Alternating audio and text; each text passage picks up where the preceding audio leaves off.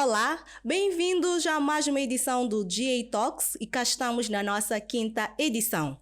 Para hoje temos como tema como crescer o seu negócio em mercados incertos. Como convidado recebemos o Luís Veloso, ele que é um empresário moçambicano com mais de 40 anos de experiência no setor de corretagem e subscrição de seguros. Bem-vindo ao GA Talks Global Alliance. Bom dia, obrigado pelo convite. Muito bem-vindo, Luís, muito bem-vindo. Olha, Luís, na sua carreira, uma coisa que nós gostávamos de saber aqui na carreira, na sua experiência, vasta experiência no mercado de seguros, há uma curiosidade que surge. O início no ramo de seguros, terá sido um sonho ou uma oportunidade que lhe surgiu e decidiu, obviamente, abraçar este ramo de seguros? De facto, entrei no mercado de seguros por acaso. Porque o pai de um amigo tinha uma corretora na África do Sul e sugeriu que fosse lá fazer um estágio. Estive lá um mês na área de sinistros e gostei imenso, essencialmente, de duas coisas. Uma, poder esclarecer pessoas na área, e, portanto, servir as pessoas na área de sinistros, e a variedade de disciplinas que fazem parte da nossa indústria de seguros, não é? Um dia lidamos com um indivíduo, no dia seguinte com um empresário. Tanto pode estar na construção, como pode estar a fabricar alicates. Tanto pode ser um trajeto por mar, como pode ser um incêndio. Portanto, mantém a mente bastante alerta. Alerta. E depois como é que passa daí então dos sinistros para as vendas? Como é que surge então essa paixão e como é que decide então engrenar nesse mercado? Foi uma carreira longa, não é? Tive um ano na corretora como gestor da área eventualmente gestor da área de sinistros. Ok. Depois saí para montar a minha primeira empresa, chamava-se Masters Insurance Brokers, com três sócios. Com 3 sócios. Foi num ano muito complicado, economicamente falando, e passado um ano e meio eu afastei-me dessa empresa para ingressar numa seguradora internacional que foi a American International. Isso tudo na África do Sul? Em Joanesburgo. Ok. E por volta de que anos, para termos uma ideia? Isso já é declarar muita coisa. Mas seria bom, porque estamos a falar de tempos em tempos até chegar a 2022. É importante. Foi em 82 que eu entrei no mercado, em 79 talvez. Depois em 82 fui para a American International. E foi aí que eu aprendi seguros, não é? Porque disponibilizaram a empresa toda para eu poder saltar de departamento em departamento e ter abrangido todas as áreas deles, não é? Sendo uma empresa americana, tinha muita... praticavam em grandes setores do mercado, não é? Então, acho que devo dizer que o diretor-geral apanhou-me no escritório num sábado e achou que eu estava fora de contexto, quer dizer, era uma coisa anormal, não é? Um rapaz de 20 anos estar no escritório às 6 da tarde e eu, acho que com cara de zangado, queria saber o que é que eu estava ali a fazer, porque não era o meu lugar, não é? E eu expliquei-lhe, estava a trabalhar e porquê, não sei o quê. No dia seguinte, isto foi sábado, na segunda-feira, o meu chefe chamou-me. Que tipo de conversa tiveste com o senhor e tal? E eu disse, eu expliquei-lhe tudo. Ele dá-me um envelope. E nesse envelope vinha a minha carreira, efetivamente. Vais passar 3 meses nesta área, vais passar 3 meses naquela, por aí fora. Perfeito. E depois, no fim, mandaram-me embora. Okay. Agora vais para o mercado, mas lembra-te de onde é que vieste. Fui para a Price Forbes, que hoje teve vários nomes, não é? Okay. Mas Price Forbes, PFV, era a maior corretora de seguros na altura. Okay. Por engraçado que pareça, eu lidava com eles quando estava na American International. Estive lá 5 anos, aprendi muito em Minas. Eventualmente a Miúdos Ferro quis que eu fosse trabalhar com eles, fizeram uma oferta, estive lá 11 meses, não consegui trabalhar na Miúdos Ferro. Não conseguiu se Na enquadrar alguma coisa? Não, porque aquilo era tão conservador Ok. que eu gosto de pensar lateralmente, de maneira que não havia ali umas complicações. E depois a corretora Amenetz, agora aqui é Manseg, convidou-me para ir trabalhar com eles. Eu estive lá 4 anos e tal. Também lidei com variadíssimos clientes, incluindo Minas. Os clientes que tinha na Price Wolves vieram comigo. Trabalhei em outras áreas também, não é? Construção, refinarias de ouro, etc. Depois, na altura, houve as sanções na África do Sul, contra a África do Sul. A partir de alguma coisa a ver com isso? Não. Tinha, sim, tinha. Okay. Portanto, esse enquadramento. E convidaram-me para ir para a Botsuana, para uma empresa que era da Manetz também, não é? Porque, entretanto, na África do Sul eles venderam ao Nedbank, ao grupo Nedbank. Continuava a MIB. Ok. E passei-me para lá. E lá tive outro tipo de experiência, que foi lidar com a De Beers e com as empresas da Anglo American. Altamente especializados os portfólios deles. Teve a oportunidade de lidar com o mercado britânico, por causa dos seguros, o mercado francês, o mercado italiano, o mercado alemão. E tive essa sorte, quer dizer, tive muita exposição. Exatamente. E muito trabalho. Mas também Nada vem de borla, não é? Nada vem de borla. E, consequentemente, aprendizado. Exatamente. Exatamente. Por outro lado, falando em aprendizado, estivemos a referenciar bem na abertura do nosso programa que já teve a oportunidade de trabalhar em cerca de 3 a 4 países, dentre eles um que falava assim língua portuguesa e outras não. No início, esta vertente, podemos levantar alguns desafios de mercados diferentes? Oh, yes. Sem dúvida. E quais seriam? Aqui o fator comum, aqui, para mim, pessoalmente, é a lei. O facto de eu ter crescido, eu trabalhei 20 anos no mercado sul-africano. Ou não 20, mas talvez 15. E o environment lá é anglo-saxónico. E os seguros geralmente são feitos em inglês. E obedecem muito à legislatura inglesa. Anglo-saxónica. O que implica common law. Tem uma série de diferenças com a nossa lei aqui em Moçambique e com a lei angolana, inclusivamente, não é? Portanto, isso para mim foi um grande desafio. A língua foi um grande desafio. Quando eu vim para Moçambique, às vezes conto esta história.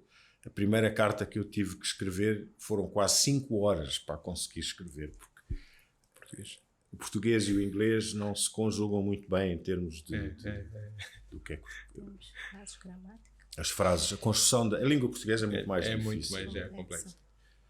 E, portanto, esse foi o maior desafio, sem dúvida absolutamente nenhuma, ao vir para Moçambique. Em Angola seguiu o mesmo trajeto de mercado que seguiu Moçambique, não é? Quando eu cheguei a Moçambique pela primeira vez em 1998, foi a minha primeira visita. O Inspetor-Geral de Seguros, não era o Instituto, precedeu a isso, tinha uns escritórios muito precários, não é? Secretárias antigas, etc, etc. Não havia legislação moderna de seguros. Portanto, a última legislação que vinculava ao nosso mercado aqui era de 1957. Por coincidência, foi o ano em que eu nasci, não é? Portanto, o desenvolvimento no nosso mercado de Moçambique foi excepcional. Devo dizer. Acho que houve algumas pessoas que se empenharam, de facto, a modernizar o nosso mercado. O Dr. Domingos José, sendo um deles, que foi o que iniciou a atividade, e tem vindo a crescer, como falámos logo ao princípio, não é? De uma empresa, Emose, para a Ímpar, e depois as outras todas, não é? CGSA, CGSM, que agora é a Global Alliance, sendo uma delas, e por aí fora. E tem vindo a crescer, vê-se nas estatísticas do mercado. O boom de corretoras, já estivemos. E corretoras há muitas. Muitas. Agentes ainda corretoras mais. E seguradoras, mas é bom para o benefício do mercado. Sim, é bom. De regra geral é bom. Notamos também nos anos de 2012 um boom de crescimento de seguradoras, que aquilo arrancou até os 17 ou 18 seguradoras que abriram o mercado. E depois contava-lhe aqui, será que existe uma relação do crescimento dessas seguradoras em relação à expectativa que havia dos anúncios das reservas do oil and gas e por aí adiante? Acho que sim. Toda a gente quer participar nesse mercado. E isso veio, as expectativas de facto foram de encontro àquilo que... Não. Expectativa versus realidade. Acho que houve vários desilusões. Quiser, Uma das coisas que nós reparamos, e até comentámos aqui um bocadinho antes, em 2012 nós notamos um boom de crescimento de seguradoras no mercado. Acho que chegaram aí a volta entre as 16 e 18 seguradoras que no total compunham obviamente o mercado.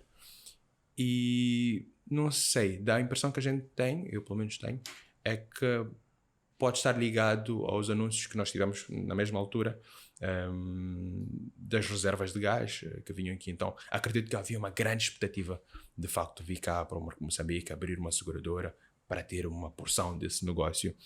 Será que isso condiz com o cenário que nós estamos a viver agora? Existe? Estamos mesmo de facto a beneficiar-nos disso, ou a realidade foi um bocadinho diferente daquilo que se esperava?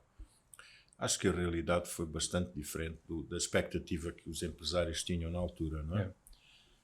Por várias razões. Mas há outra também que vou brevemente falar, que é o facto da legislação também ter permitido que houvesse vida e não vida, e que o capital inicial fosse diferenciado. Sim. Porque houve muitas seguradoras que abriram duas. Uma Tranquilidade, por exemplo, abriu uma Tranquilidade Vida e Tranquilidade não vida. Como a Fidelidade, como outras, não é? Portanto, isso também originou que houvesse maior número de seguradoras, mas os players eram praticamente menores, não é? Portanto, isso é uma questão. A outra, na questão do desenvolvimento do mercado, em termos do oil and gas, acho que a legislação que foi passada, a legislação ligada à área do oil and gas, também veio prejudicar as expectativas das pessoas, na medida em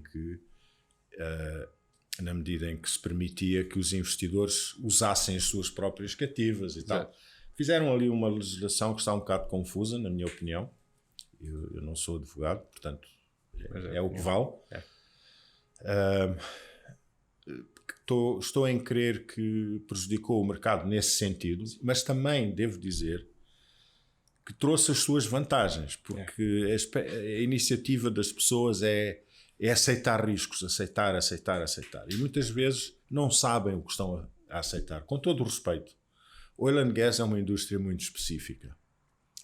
Poucas pessoas conhecem isso no mercado, em termos de riscos, em termos de aceitação. Os nossos próprios tratados podem não estar ao nível necessário para aceitar certo tipo de riscos. Portanto, nesse aspecto, acho que veio trazer algum conservatismo ao nosso mercado. Portanto, aqui há a parte positiva e a parte negativa visto sob a nossa perspectiva. Acho que a positiva, financeiramente, traz grandes vantagens, não é? Vou aproveitar para trazer outra perspectiva aqui. É que todas as empresas que estão em oil and gas têm cativas. Portanto, são seguradoras que trabalham só para eles. Sim. Okay. Uma das razões para criar isso é porque no mercado comercial não existem seguradoras que estejam interessadas em aceitar certo tipo de riscos, que são muito elevados. Sim. Okay? O risco das plataformas, por exemplo, aquelas plataformas têm um valor excepcional. Portanto, a empresa, a dona das plataformas, tem que assumir parte desse risco e cria os fundos através das cativas. Portanto, à partida, nenhuma seguradora comercial se deve envolver nos riscos que uma cativa aceita, a não ser a um nível muito elevado financeiro, não é?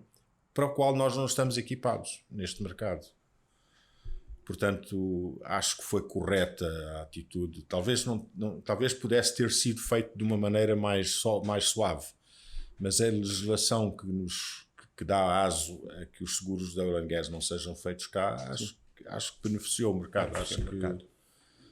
Acho que há alturas os mercados evoluem. Como nós, não é? Como pessoas. O mercado é pessoas. Evoluem como? Evoluem pela aprendizagem que vão tendo. Eu tenho uma observação que faço há muitos anos. As pessoas vão aprendendo no nosso mercado, os indivíduos, não é? Que trabalham nos sinistros e na subscrição, etc. Vão aprendendo. Os primeiros 3 anos a aprendizagem é enorme, mas depois começa a ficar menos acentuada, se assim quiser. Às 2 por 3 as pessoas não sabem o que é que não sabem. Porque o mercado é tão vasto, a disciplina é tão vasta, que um indivíduo não... Há coisas que aparecem de vez em quando. Há riscos que não aparecem todos os dias. Há cláusulas que não aparecem todos os dias. Há aspectos de risco que não aparecem todos os dias. E as pessoas não imaginam que isso existe. É normal, é perfeitamente normal. E acho que os mercados de seguros passam exatamente no mesmo plano de crescimento. Chegam a um ponto que dizem, nós já sabemos fazer tudo. Mas não sabem.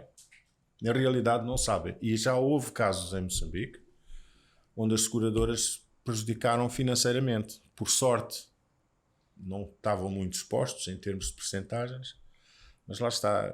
Aceitaram um risco de cativa, com os olhos fechados, e no fim houve um sinistro que se enquadrou fora dos tratados que as seguradoras têm. E aí tiveram que pagar o sinistro no bolso deles. Isso seria talvez alguma coisa relacionada à falta de estudo? Não é falta de estudo. Certamente um bocadinho de falta de experiência. Depois, outra coisa que também afeta as seguradoras. Vamos aceitar o risco.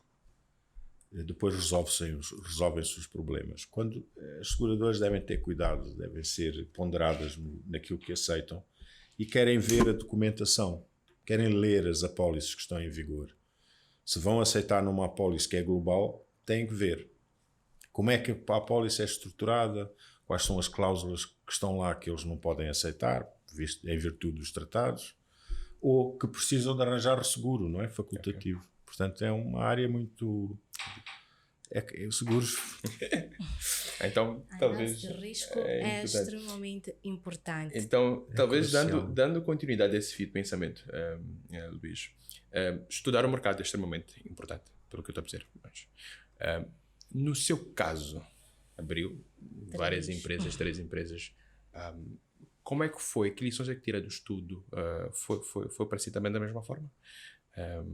Implementar um negócio, o tempo que levou para fazer o estudo e por aí em diante, ou foi algo de facto de acreditar que, olha, eu consigo, é possível e vou lá quando começo uma atividade, parto sempre, pelo menos 90% dos casos, parto sempre do princípio que vou conseguir. Porque tenho experiência para isso, não é? Se quiserem que eu vá abrir um banco, já a questão é diferente, porque eu não conheço bancos, mas conheço seguros. Então há princípios básicos que fazem parte de qualquer empresa, quer seja de engenharia, quer seja de seguros, quer seja outra coisa qualquer. Portanto, isso parte sempre do ponto de vista positivo que nós possamos ter, não é? O mercado certamente tem muitas oportunidades. Em 99 não havia seguradoras de jeito aqui. Havia 3, desculpa, mas uma funcionava assim, que era a CGSM. e trabalho, não é? Portanto, se eu não tiver medo de trabalhar, vou ser bem sucedido, não tenho problemas com isso. Certo. Analisando exatamente esta explanação que deu, que não é somente a questão de conhecer o mercado, mas também estar certamente capacitado para determinada área. Indo um pouco mais além, poderia, se calhar, nos falar de principais indicadores que podem, de certa forma, guiar a avaliação do crescimento de um certo negócio? Isto eu pergunto porque há vezes já em que nós temos certeza daquilo que nós queremos implementar como negócio. O ambiente até pode ser favorável, mas em algum momento os números não respondem àquilo que nós estávamos à espera. Isto é, será que há momentos que realmente devemos parar ou simplesmente ter um bom plano, ter a força de vontade para um negócio é que conta? Eu respondia. Crescer custa. Quer comece do 0, quer comece do 100. Crescer custa. E tem que ser racional naquilo que fazemos. Porque se estiver sempre a crescer, nunca vai assentar. Porque crescimento é tudo novo, é tudo atividade. Não se olha para dentro, olha-se para fora. Para crescer tem que olhar para fora. Portanto, as empresas têm que, na minha opinião, não é? Têm que saber parar um bocadinho. Crescem o primeiro ano, segundo ano, começam a não ter quadros suficientes, ou capacitados, ou o sistema começa a ser vagaroso, ou várias questões, não é? E acho que a gerência tem sempre que analisar onde se posiciona, não fora, não no mercado necessariamente, mas dentro de si própria. Parar um ano, estabilizar, mudar, treinar pessoas, possivelmente trazer pessoal novo para a empresa, mudar de sistemas, etc. Acho que isso é importantíssimo. Portanto, existe sempre um plano, ou deve existir sempre um plano de reinvenção, escutação interna. Onde é que eu estou? Como é que eu vou fazer isto? Onde é que está o amanhã? O amanhã está ali. O que é que eu preciso para chegar amanhã? O que é que eu preciso para chegar àquele ponto? Acho que isso fazem parte integral do desenvolvimento. E a nossa indústria fez exatamente isso. Houve anos que houve um grande crescimento de prémios. Podem nos últimos 10 ou 12 anos de estatísticas. Houve anos onde a coisa parou.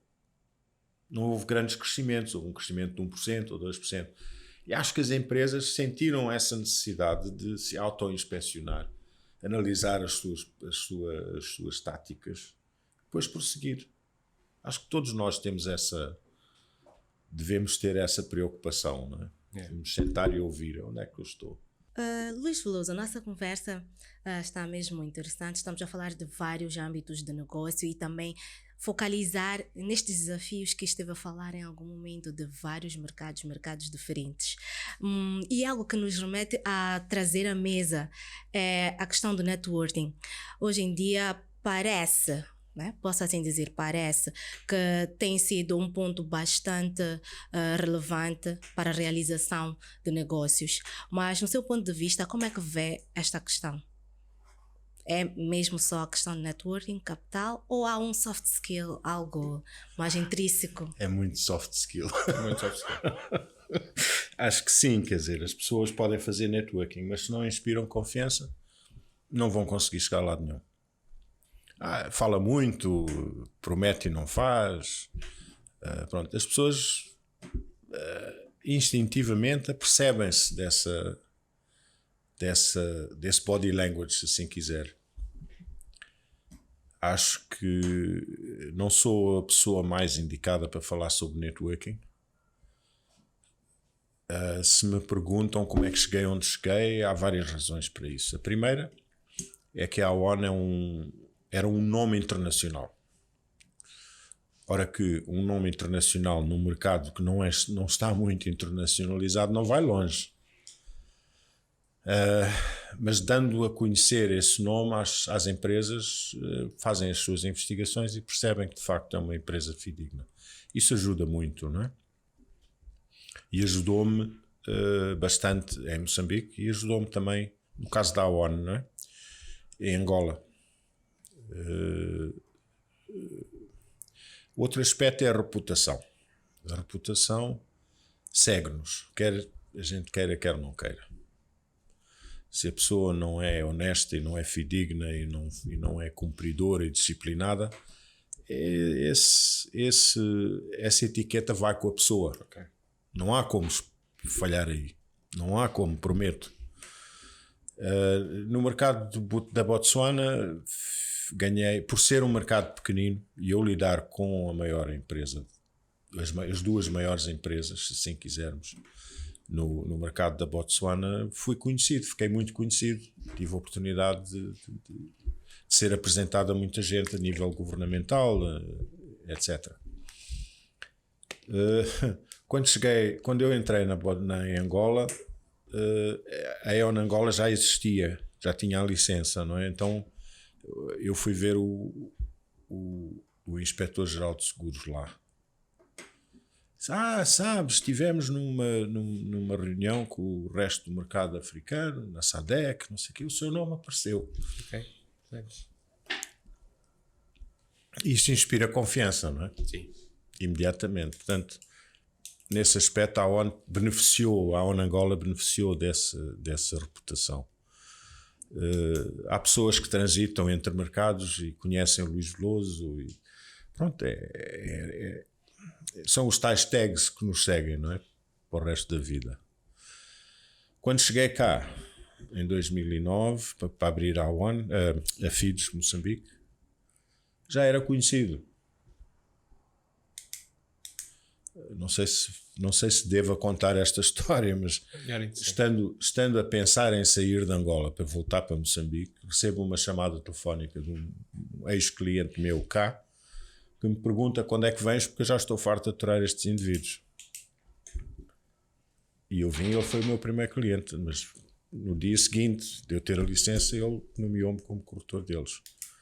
Claro que isso ajuda, não é? Ajuda bastante.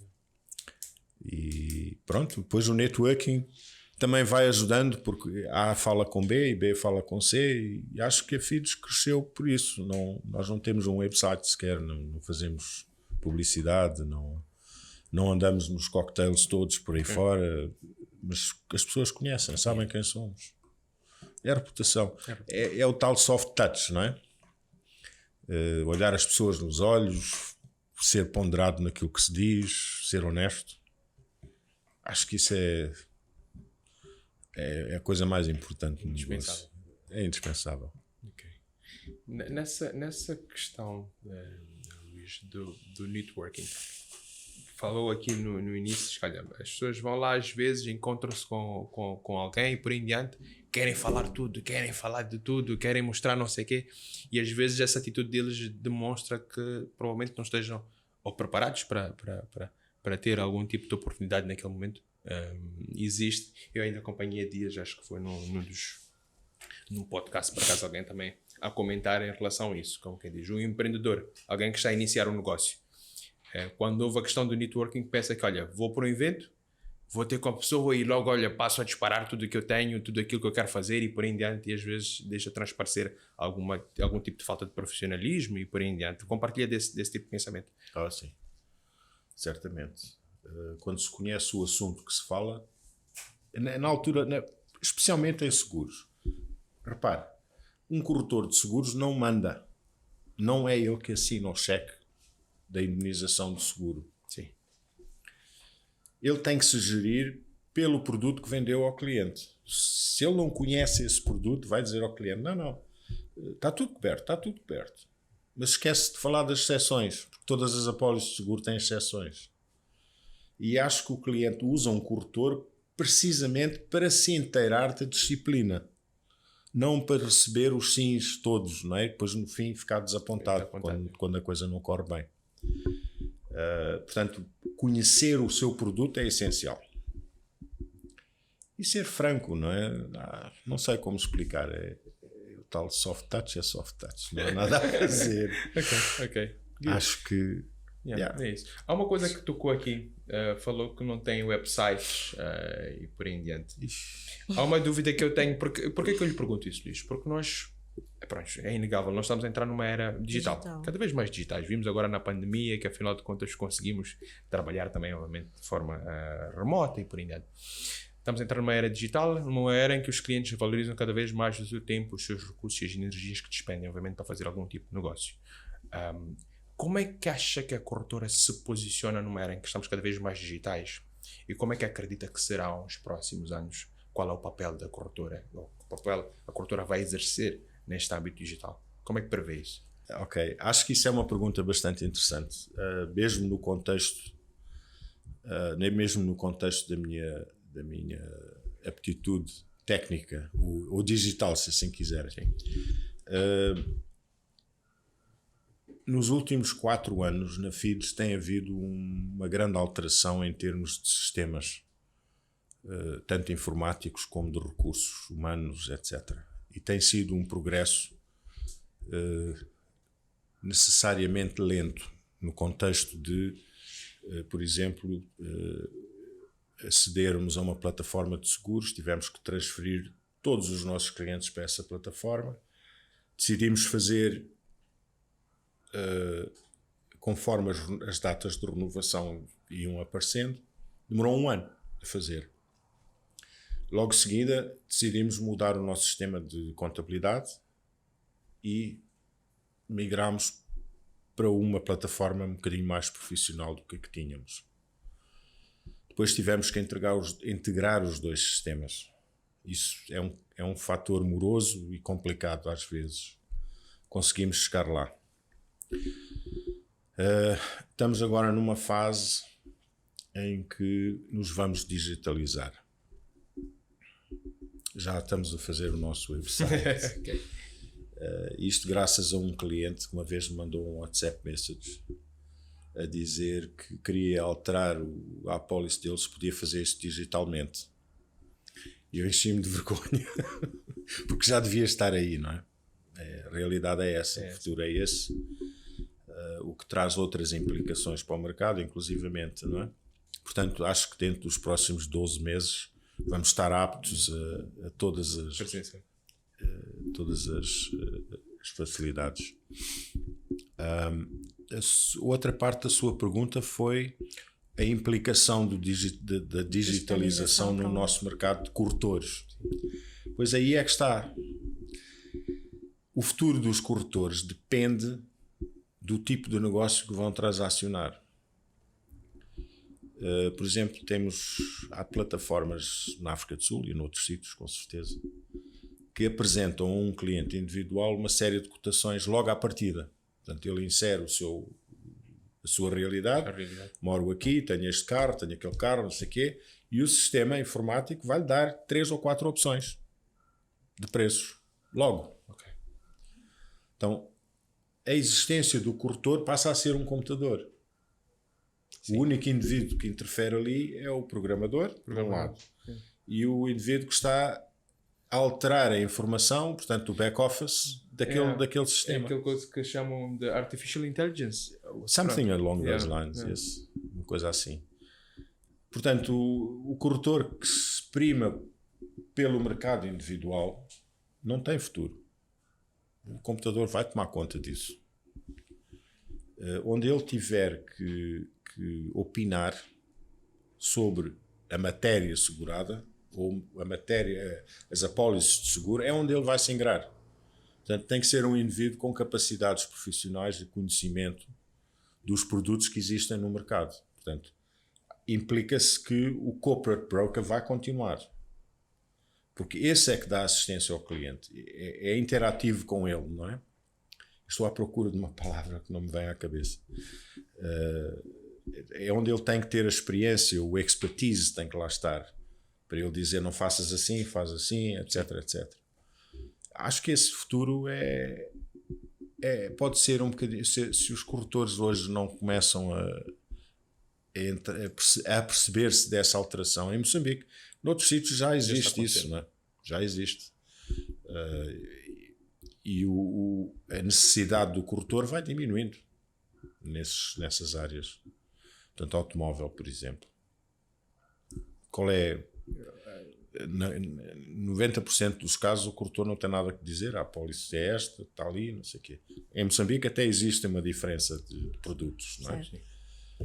Mas a maior parte dos corretores também não sabem qual é essa diferença. Eu também não vou dizer, porque senão é concorrência. Certo. Então, entre outras palavras, existe uma necessidade de começar a pensar nos riscos bem maiores, em riscos mais diversificados do que naturalmente aqueles que são obrigatórios, que é o acidente de trabalho e, por outro lado, o acidente também automóvel, o seguro automóvel. Estes dois. Há uma necessidade de começar a se posicionar para continuar a ganhar os negócios em níveis mais altos?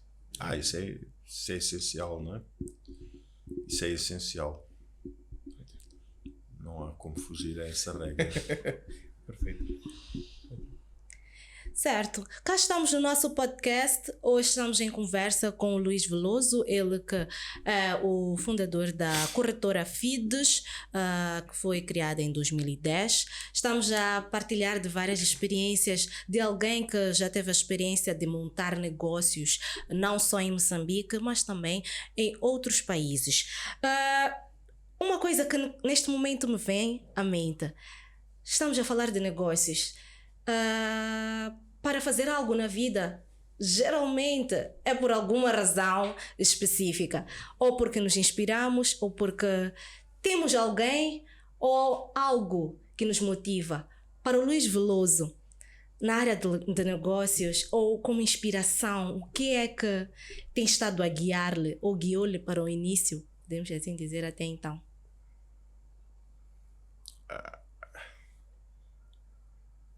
Acho que poder servir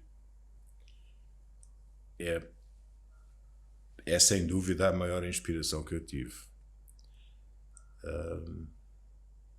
Fora de seguros também tive outra carreira, não é? Que era no hospital, e aprendi que é mais fácil servir do que ser servido. Não sei se é mais fácil, mas é mais útil, porque acho que quando se serve a alguém, acontece uma coisa interessante aqui dentro. Sentimos-nos realizados. Servir-nos a nós próprios à custa de outras entidades, de outros indivíduos, não nos traz grande prazer. Se a pessoa se introspeccionar. Portanto, servir para mim sempre foi um assunto importante. E por aí entrei na área de seguros e sirvo os clientes dando-lhes o serviço que eles precisam, dando-lhes a ajuda que eles necessitam. Acho que essa foi a maior inspiração que eu tive. Para vir para Moçambique, confesso que, tendo nascido cá, e o mercado tendo abrido há pouco tempo, nessa altura, portanto estamos a falar em 98, para mim foi um bom desafio, tive que pensar bem, e então inspirei-me na possibilidade de criar empregos para os moçambicanos. Olhando para trás, acho que fiz precisamente isso em vários aspectos, não é? Tenho outros negócios também. Foram uma balance sheet, meu balancete baseia-se no número de empregos que eu consegui criar aqui, sustentáveis, não é? Exato, acima de tudo. Então, Luís, gostava de também aproveitar e questionar-lhe, ou até pedir para deixar, para o interesse da audiência, que deixasse ficar aqui 3 dicas de resiliência para os nossos empreendedores. Não sei se puder partilhar connosco. Posso partilhar, não sei se vão gostar de... Não, faça o favor.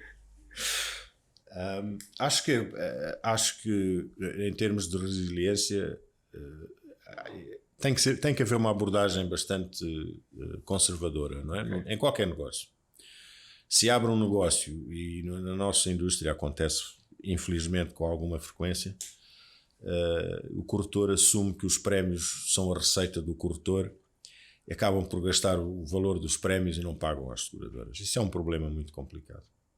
E acho que há muitas empresas, não só na minha indústria, como noutras, que têm essa abordagem. Essa abordagem é completamente insensata, não é? E não os leva muito longe. Sim. Gastar mais do que aquilo que ganha nunca vai chegar a muito longe, não é? A disciplina é um assunto muito, muito importante quando se abre uma empresa. Acho que o termo disciplina fala por si próprio, não é preciso estar a dar explicações. E por último, acho que uma conversa aberta com os colaboradores, com o conjunto de players no mercado é absolutamente importante, porque um indivíduo, quando abre uma empresa, tem dificuldades, sem dúvida nenhuma. Para já, sente-se inseguro porque está sozinho. Tem um budget pequenino e tem umas despesas que podem ser muito grandes. Portanto, conversar com a seguradora ajuda, porque a seguradora fica a perceber onde é que ele está, quais são as dificuldades que tem, etc. E normalmente as seguradoras ajudam na nossa indústria, não é? Acho que isso é fundamental. Okay. E os colaboradores, não é? Okay.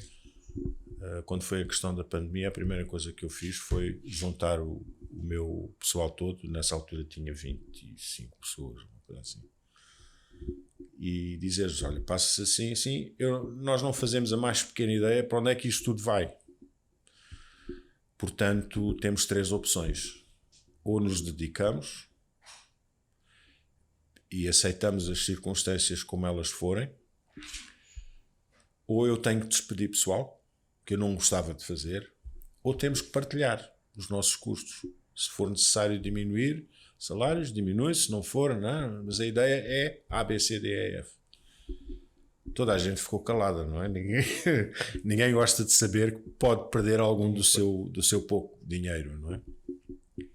Mas percebi que eles todos perceberam que não estavam abandonados. Claro, isto é uma situação extrema, não é? No dia a dia a mesma coisa acontece de maneira muito menos importante, muito menos... E acho que falta isso, muitas vezes. A gestão distancia-se dos seus colaboradores. É normal, quando se tem muita gente a trabalhar, temos as nossas preocupações, não temos tempo para ouvir a dos outros, não é? Mas acho que é importante. É importante haver um momento onde toda a gente está junta, porque nós também temos os nossos problemas. Vocês, colaboradores, não se apercebem. Mas, de facto, temos as nossas dificuldades, não é? Não há como. E, portanto, esta interação e esta abertura de conversa é muito importante, não é? São as 3 dicas, acho que não. O resto é self-evident. Okay. Fantástico. Bem anotado. Então, bem, agradecer a si, Luís, pelo tempo dispensado, pelo enorme conteúdo que partilhou connosco. Está muito bem anotado, muito bem esclarecedor. Desejamos muito sucesso na carreira. Esperamos, obviamente, que continue a dar e a contribuir para o mercado, não é? E quero acreditar que vamos poder ter mais oportunidades de juntar a si e conversarmos mais sobre este assunto. Certo. Canimambo. Obrigado. Nossa, muito obrigada. Perfeito. E por aqui nós ficamos com o nosso podcast de hoje. Esperamos bem que tenham gostado e aprendido bastante. Nós esperamos voltar numa próxima oportunidade com mais conteúdos do vosso interesse. Para já, sigam as nossas páginas YouTube, Facebook, Instagram, pois nós somos a GA Talks. Thank you.